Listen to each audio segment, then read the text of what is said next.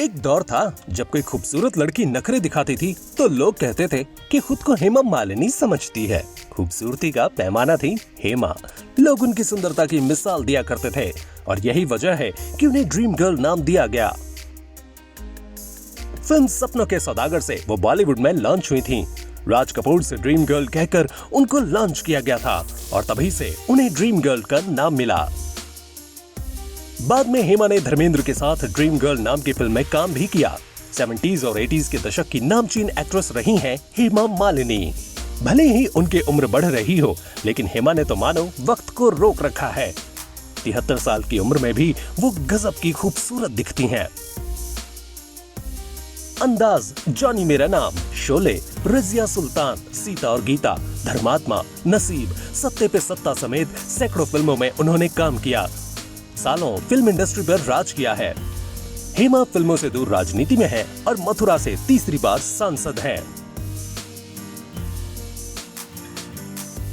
हेमा मालिनी और धर्मेंद्र की जोड़ी 70s के दशक में बहुत मशहूर रही।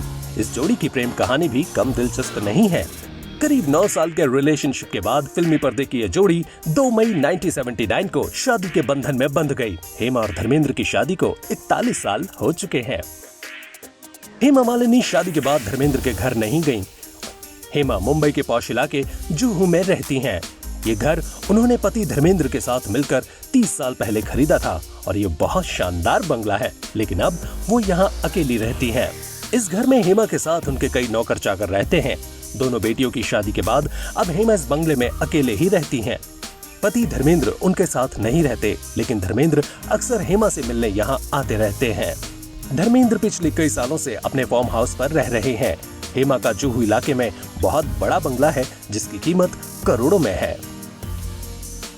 हेमा ने अपने घर को पारंपरिक तरीके से सजा रखा है। उनके घर की सजावट में साउथ इंडियन टच दिखता है। उनके आलीशान घर में हर चीज बहुत ही सलीके से रखी गई है।